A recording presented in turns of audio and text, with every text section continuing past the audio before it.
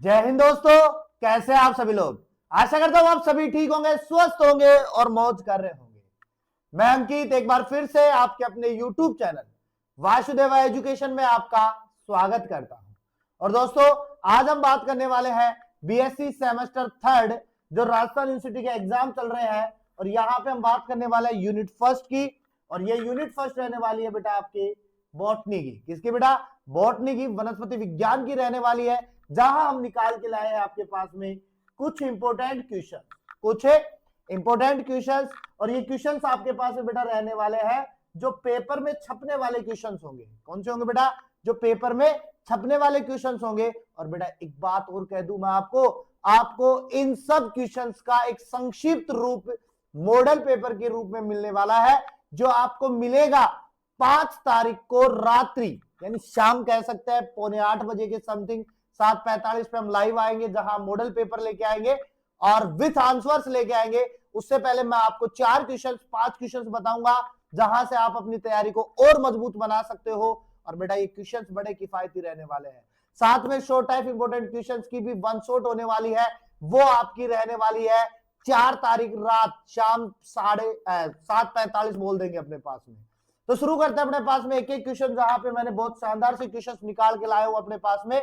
और हमारा पहला क्वेश्चन रहने वाला है बेटा आर.एच. विटेकर के पंच जगत वर्गीकरण को समझाइए।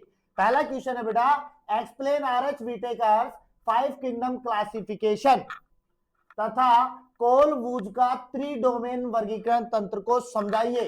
Explain Carl Woese 3 domain classification system. अब बेटा एक चीज सुनो, आर.एच. विटेकर की बात कर रहा हूं मैं, और आर.एच. विटेकर ने हमारे पास में 5 जगत दिए थे। इससे पहले हमारे पास कैरोलस लीनियस थे, हैकल थे, कोपलैंड थे, और बाद में आए थे आर.एच. विटेकर। इन्होंने कितने जगत दिए थे? 5 जगत दिए थे।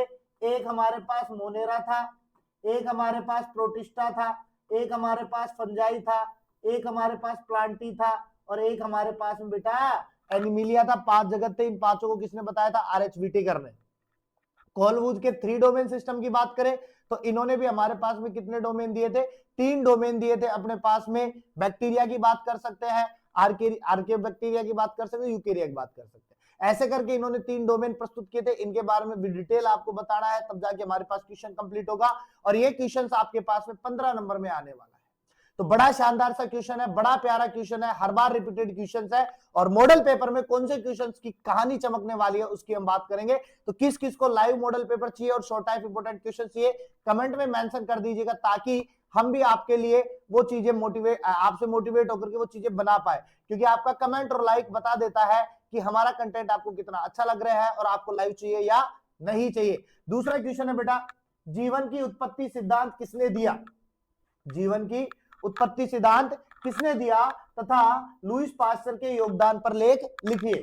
तो बेटा who proposed the theory of origin of life, write the essay on the contribution of Louis pasture.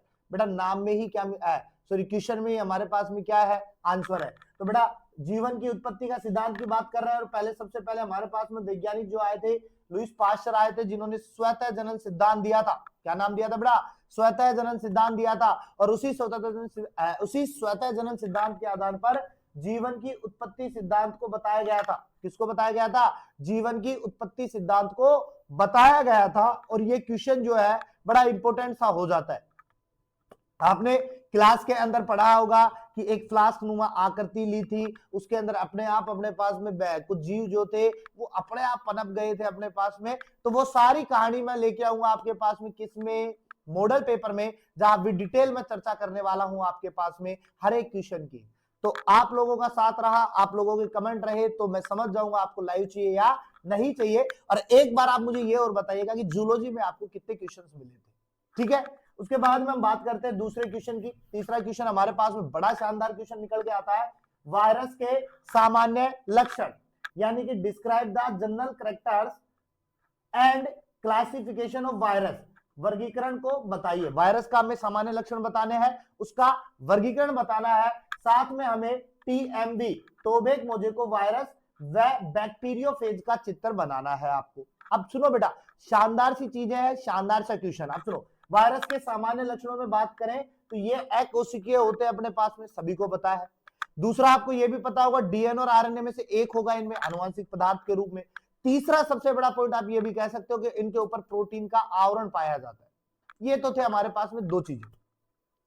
एक चीज आप ये भी कह सकते हो कि वायरस जो होता है वो कोशिका को नहीं मानता है, यानी कोशिका के जो सिद्धांत है उनको वायरस नहीं मानता है। ठीक है, वर्गीकरण दो आधार पे किए गए थे अपने पास में, आकृति के आधार पे किए गए थे और न्यूक्लियस के आधार पे किए गए थे, या मैं कहूं कि अपने पास में जो डीएनए और आरएनए होते हैं उसके आधार पे किए गए थे। टीएमबी का आपको डायग्राम बनाना है, उसको बताना है। बैक्टीरियोफेज का आपको डायग्राम बनाना है, उसको बताना है, क्योंकि जनन के अंतर्गत टीएमबी बैक्टीरिया ही काम करता है, बैक्टीरियोफेज काम करता है एक स्थान से दूसरे स्थान पर ले जाने का। तो इस प्रकार से हमारे पास में क्वेश्चन कंप्लीट हो जाएगा। 15 नंबर में आने वाला है ये क्वेश्चन, बड़ा क्वेश्चन है, बहुत शानदार क्वेश्चन है। अब डिटेल जो है वो आप ले सकते हो, आप नोट्स भी ले सकते हो, जहां से आप इन सब क्वेश्चंस को एक साथ लिख करके अपना एग्जाम जो है वो बहुत शानदार निकाल सकते हो। लास्ट एंड फाइनल क्वेश्चन में आते हैं, टिप्पणी लिखिए।